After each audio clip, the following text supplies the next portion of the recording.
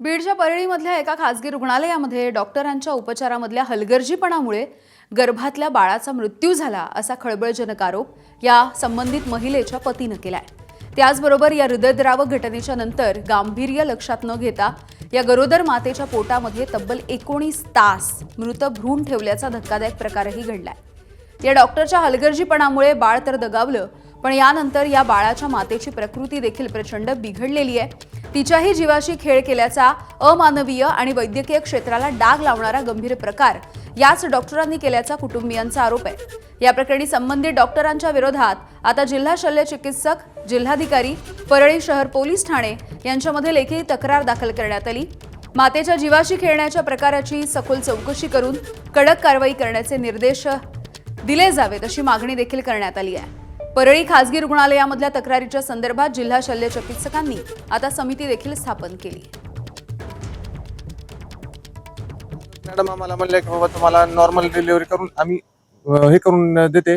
नंतर 22 तास ठेवला पोटामध्ये। तसंच ते आईचा पण पोटामध्ये त्रास 22 तास सहन केला तिने। तिला बी तिच्या बी जीवाला धोका होताच आणि बाळ तर गेलेलंच होतं। आता तुमची मागणी एवढीच आहे की बाबा मॅडमला कारवाई करून सगळं हे करून मॅडमला पूर्ण झाली पाहिजे। रुग्ण भरती झाले होते डिलिव्हरी करता आणि त्या रुग्णाच्या संदर्भामधली जी तक्रार मला माझ्याकडे काल प्राप्त झाली, त्या अनुषंगाने तक्रार अतिशय गंभीर स्वरूपाची आहे।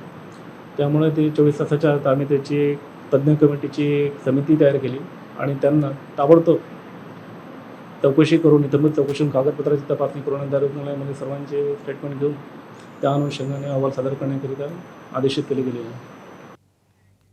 दरम्यान या प्रकरणामध्ये डॉक्टरांनी प्रतिक्रिया दिलेली आहे। सदरच्या महिलेच्या उपचारामध्ये हलगर्जीपणा केला नसल्याचं डॉक्टरांचं म्हणणं आहे। नॉर्मली आम्ही 48 आवर पर्यंत पण नॉर्मल डिलिव्हरीला ट्राय करू शकतो, पण जेव्हा मला कळलं की बाळाचा हात आता बाहेर येतोय आणि डोकं आणि हात सोबत बाहेर येऊ नाही शकत, तेव्हा मग मी लगेच त्यांना रिलेटिव्हला एक्सप्लेन केलं आणि मग त्यांनी मला कन्सेंट देत नव्हते ते लवकर की सेक्शन नाही करायचं, आम्हाला नॉर्मलच पाहिजे असं बसले होते।